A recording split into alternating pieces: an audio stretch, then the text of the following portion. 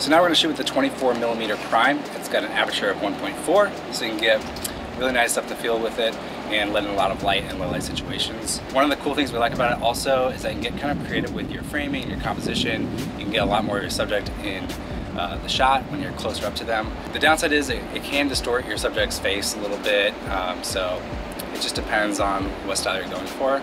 But for our style, it works well.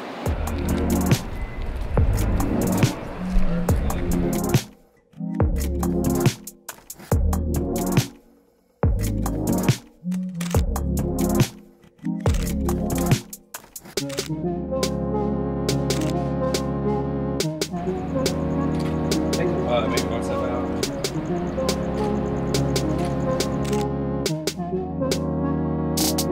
Okay, next I'm going to shoot with a 35. This one's my favorite lens. It's pretty true to what your eye actually sees, and it has this like way of conveying like a more intimate feeling in portraits, so this is the lens that I always favor. Also, the aperture is 1.4, so it lets in a lot more light and you have a nice shallow depth of field.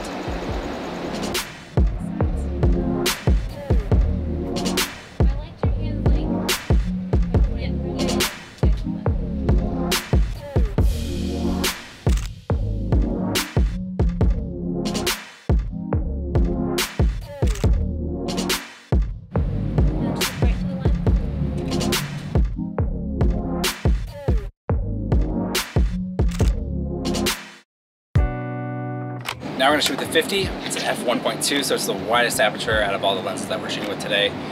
Some people call it the nifty 50 because it's good for like kind of all around, all purpose type things.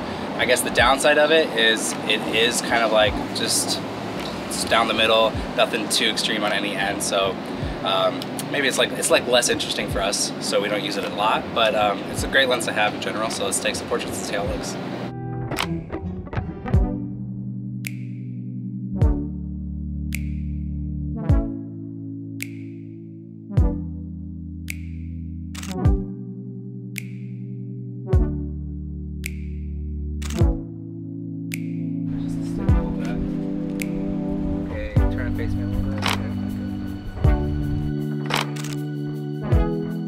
So now I'm going to shoot with the 85mm. This is a great lens if you want a lot of separation between your subject and the background. Like right now I'm shooting towards this kind of ugly building where there's some trucks and cars and fences that I don't want in the picture. So if I step a little bit farther back and shoot Jasmine like 50 feet in front of it, that's all just going to nicely flare out in the background.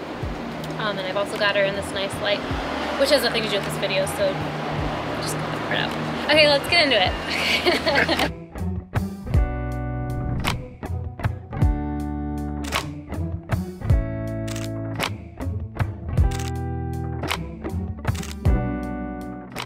So in a situation like this where we have the skyline back there, one of the ways we can get that in the photo better is by using a tight lens. So we have the 7200 now. That'll compress the background and bring those like far away elements closer and into frame, whereas a wider lens would not capture that so well. So let's give it a shot. Okay, you can go ahead and look up. Yeah, that's great.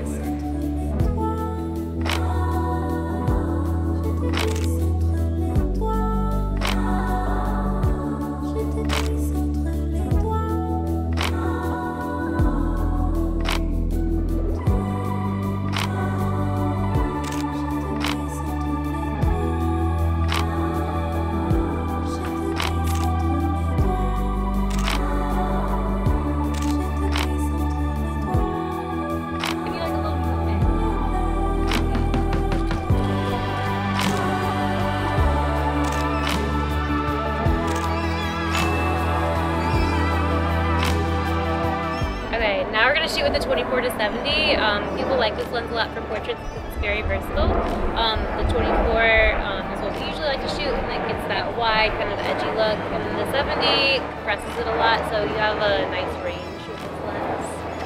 Let's try it out.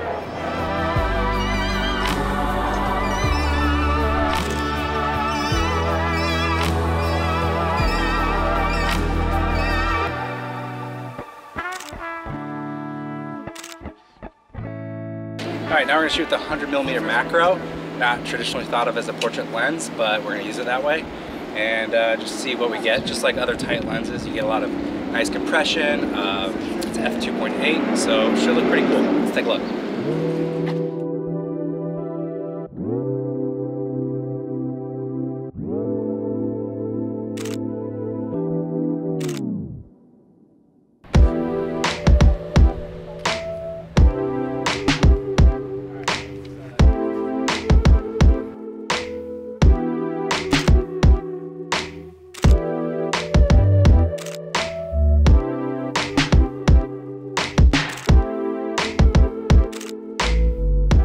Okay, so the last lens we're gonna do is the 135, and I hate this lens.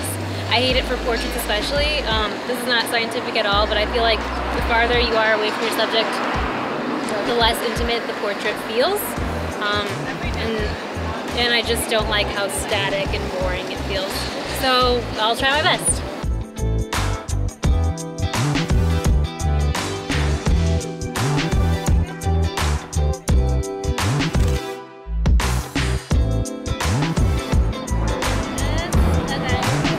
Body.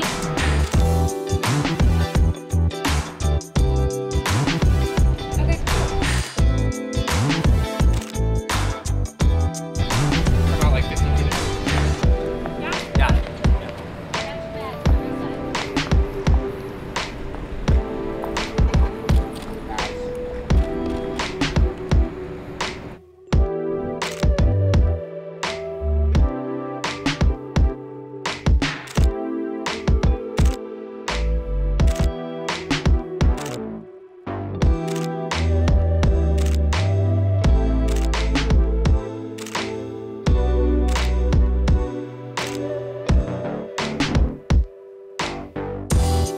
We don't want to tell you what lens is best for portraits. We just wanted to give you examples of what each lens looks like and then let you make your own decisions. For us, I think our favorite lens, as I mentioned, is the 35. We also really like the 24. Anything that lets us get like more close to our subjects. Yeah, the tighter lenses have their place and everything, but just feel like the style that we like to shoot, it's generally the more intimate, closer to the subject. You can get more of the subject in the frame when you're close to them with the wider angle lenses. So that's why we always recommend having a wide lens in your arsenal, especially if you shoot a crop sensor camera. A lot of times people with shooting crop sensors, they have like a 50 or something and their photos always feel really tight. So we like always recommend having maybe a wider angle lens to have on the crop sensor so you can get more into it. I will say that tight lenses come in handy when we're shooting like weddings or something where we have to be more stealthy or stay out of the way. There's definitely a place for tight lenses, but when we do models and stuff, I always like the wider lenses. Cool. What about you, Jasmine? What lens do you like? The lens that looks at me. That's a cut.